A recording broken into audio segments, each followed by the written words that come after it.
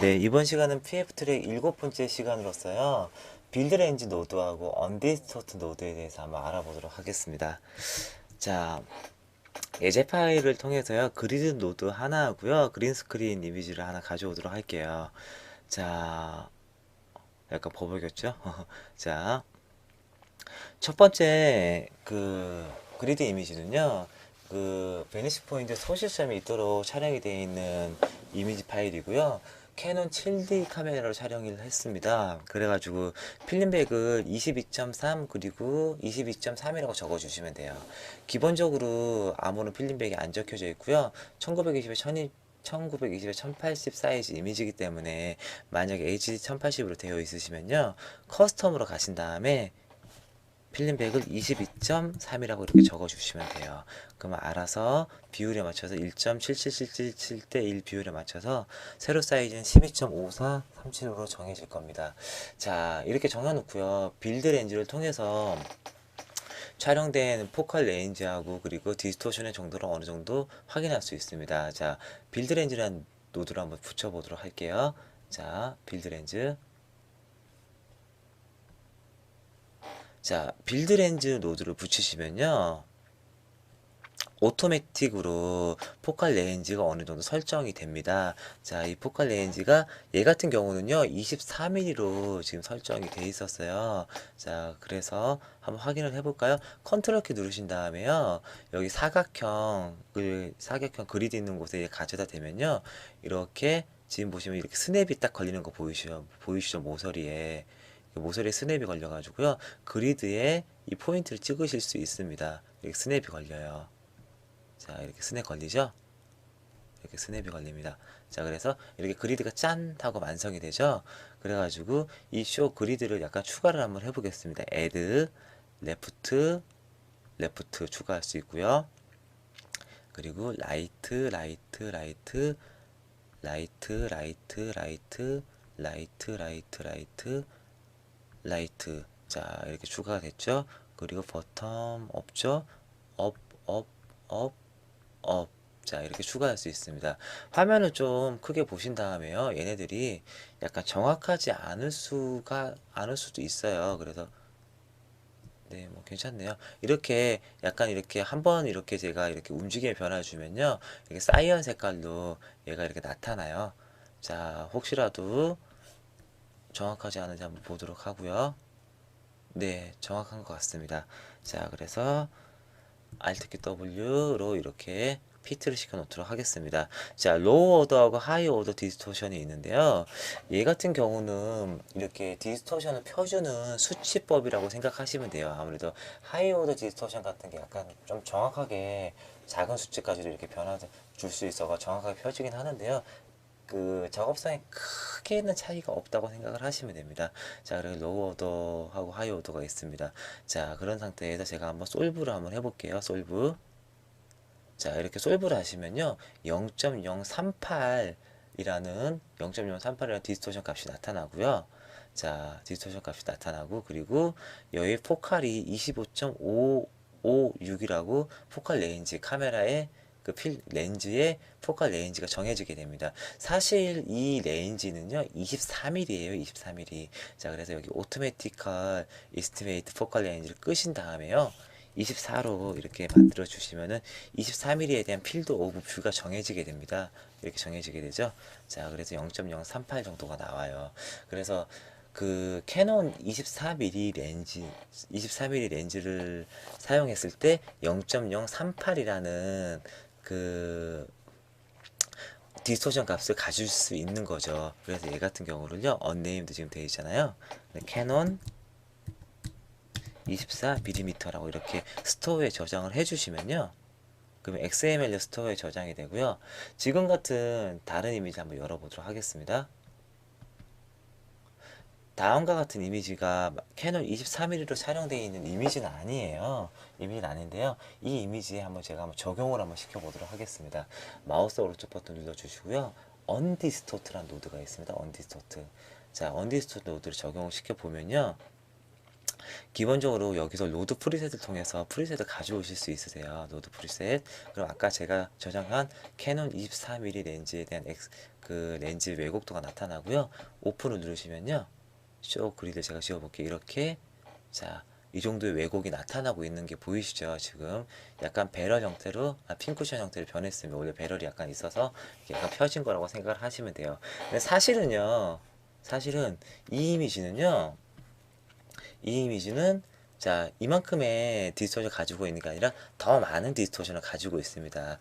자, 그 화면 프레임을 약간 뒤쪽에 가서 보시면요. 이렇게 왜곡이 되는 것을 보실 수 있으실 거예요. 자, 그래서 언디스토트 노드를 통해서 언디스토트 노드를 통해서 어디 있죠? 언디스토트 노드가 언디스토트 노드를 통해서요. 다시 한번 제대로 된 왜곡을 한번 펴보도록 하겠습니다. 자, 쇼 그릴 일단 사라지게 만들게요. 자, 해당 이미지는요. 1280에 1080 사이즈 이미지인데 DVC 프로 HD라는 포맷으로 촬영을 했고요. 픽셀 어스펙트 레이쇼가 1.5인 파일입니다. 자, 그래서 픽셀 어스펙트 레이쇼를 1.5라고 적어주시면 돼요. 자, 그리고 언디스토트 노드를 한번 잠깐 보도록 할게요.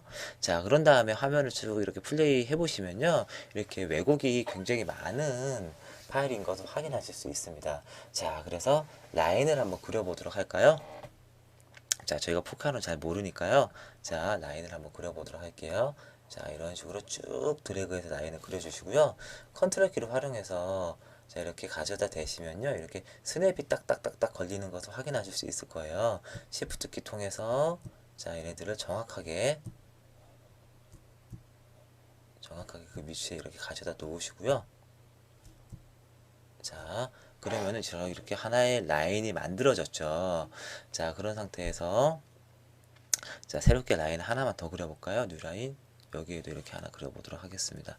자, 그래서 컨트롤 키 누르고, 자, 시프트 키 누르고, 자, 이렇게 많이 벗어나 있습니다. 그래서 약간 맞춰주고요. 자, 여기서 솔브를 한번 눌러보면요. 솔브. 자, 이렇게 왜곡이 쭉 일자 라인으로 펴지시는 게 보이시죠? 자, 이렇게 라인을 펴진 것을 보실 수 있습니다. 자, 이렇게 라인이 펴지면요. 나중에 이 상태로 왜 이렇게 라인이 펴야 되냐면요. 나중에 트래킹을 하고 이 상태에서 트래킹을 하면요. 나중에 트래킹이 제대로 안 돼요. 그리고 이 다음 시간에는 한번 트래킹까지 한번 해보도록 하겠습니다. 트래킹이 제대로 안 되는데요. 이렇게 언디스토트를 한 상태에서 트래킹을 해야지만 이렇게 트래킹이 제대로 됩니다. 왜냐하면 이렇게 원래 이 오브젝트는 현실 세계에서는 이렇게 직선이었는데 카메라의 광학적인 원리 때문에 어쩔 수 없이 이렇게 디스토션이 들어간 거였거든요. 그래서 이렇게 언디스토트 노드를 사용하셔서 이렇게 펴주신 다음에 작업을 해주셔야 돼요. 자, 그래서 나중에 이렇게 언디스토트 통해서 다 작업을 한 다음에는요, 애드 디스토션 노드를 통해서 다시 이렇게 원 상태로 복귀해 주실 수 있으세요. 지금 원 상태가 복귀가 된 거죠. 때로는 이렇게 언디스토트 되어 있는 정보를 익스포트 노드를 통하신 다음에요. 익스포트 노드 이렇게 연결을 해주시면요. 이렇게 렌즈 디스토션 익스포트라는 옵션이 있습니다. 그래서 PF 배럴이라는 노드를 통해서 렌즈 디스토션 노드를 익스포트 시키실 수 있고요. 쉐이크나 누쿠의 PF 배럴이라는 기본적인 노드를 제공을 하고 있습니다. 무료로 다운로드 받을 수 있도록. 그래서 그 노드를 통하시면요. 물론 이 클립 익스포트가 돼야겠죠. 이 클립 익스포트가 되고 그 노드를 통하시면요. 그 누쿠에서 해당 클립을 이렇게 가져오실 수 있으세요. 지금 같은 경우는 픽셀 어스펙트 레이쇼가 1로 되어 있는 설정이죠. 저기 PF 트랙 같은 경우에서는 픽셀 어스펙트 레이쇼를 만약에 저희가 1로 했으면 똑같은 그림이 나타날 텐데 얘 같은 경우는 지금 픽셀 어스펙트 레이쇼 1.5인 상태입니다. 자, 그래서요. PF 배럴의 노드를 통해서요. 아까 해당 정보를 이렇게 PFB라는 확장자 파일을 가져오신 다음에요. 다시 디스토트 시켜주시면요. 이렇게 원본 상태를 보실 수 있으세요. 여기서 픽셀 어스펙트 레이쇼 제가 지금 1.5로 설정한 상태입니다. 자, 그래서 이런 식의 워크플로우를 가지실 수 있으십니다. 자, 조금만 더 설명을 해드리면요. 이런 상태로 카메라 피처들이 있고요.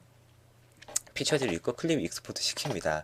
그리고 합성 오브젝트 같은 경우는 이렇게 마야에서 만드는 거죠.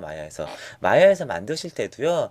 이 이렇게 되어 있는 이미지를 이미지 플랜으로 놓으시고 마야에서 그 매치 무빙을 시킨 다음에 마야에서 만들어 주셔야 돼요. 그런 다음에 마야의 이미지도 자, 이 상태에서 1.5 비율로 보신 다음에 합성을 해야겠죠. 당연히 합성을 하시고요. 제일 마지막에 합성이 되어 있는 데이터를 PF 배로를 통해서 이렇게 그때는 마야에 합성된 데이터가 픽셀 어스펙트 레이쇼 1이라면 1로 설정을 해주셔야 되고요.